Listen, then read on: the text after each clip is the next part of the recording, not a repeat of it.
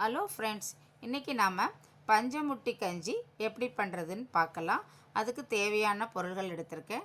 கடலைப்பருப்பு, துவரம்பருப்பு, பாசிப்பருப்பு, கருப்பு உளுத்தம்பருப்பு, சிகப்பு அரிசி எல்லாம் சம அளவு எடுத்துட்டுருக்கேன். இதை ஒரு ஒன்றா நம்ம இப்போ அதை வறுத்துக்கலாம். துவரம்பருப்பை ஃபஸ்ட்டு வறுத்துக்கலாம்.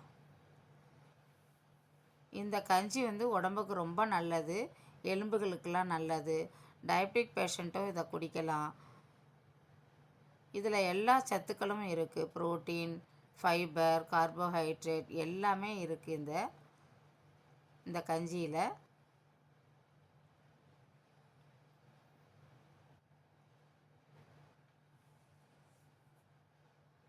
இது ஈவினிங் டயத்தில் நீங்கள் சூப் மாதிரி கூட இந்த கஞ்சியை குடிக்கலாம். அவ்வளோ ஒரு நல்லது.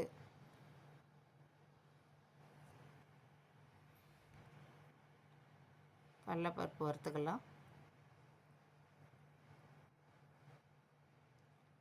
சிகப்பு அரிசி போட்டிங்கன்னா நல்லாயிருக்கும் உடம்புக்கு, அதுதான் போட்டுக்கிறேன்.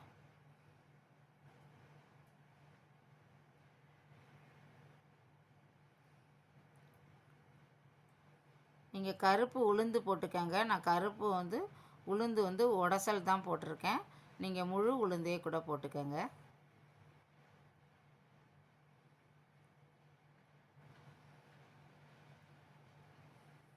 இது எல்லாத்தையும் நல்லா வறுத்தாச்சு. ஆறட்டும். ஆறினோன்னா இது மாதிரி நைஸாக பொடி பண்ணிவிடுங்க.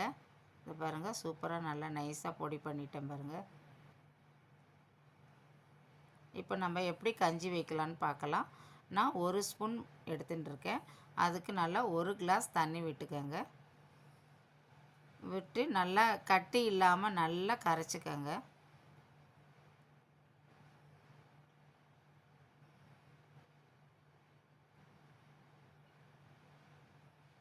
இது மாதிரி நல்லா கட்டி இல்லாமல் நல்லா கரைச்சிக்கலாம். நான் 1 பல் பூண்டு எடுத்துட்டுருக்கேன். நீங்கள் 2 பல் கூட எடுத்துக்கோங்க. அதை நல்லா நெசுக்கிட்டு இதில் மிக்ஸ் பண்ணிக்கலாம்.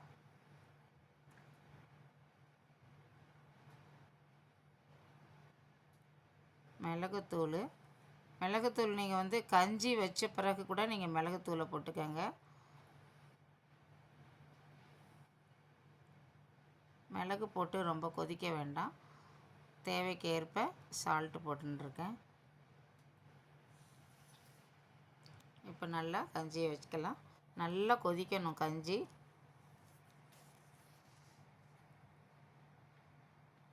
அப்போ தான் உடம்புக்கு நல்லது.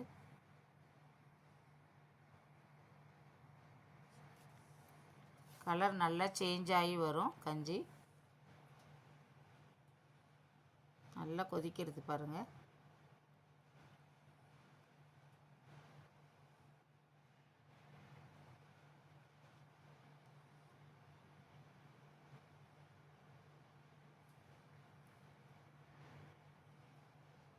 நல்லா கஞ்சி ரெடி ஆயிடுச்சு.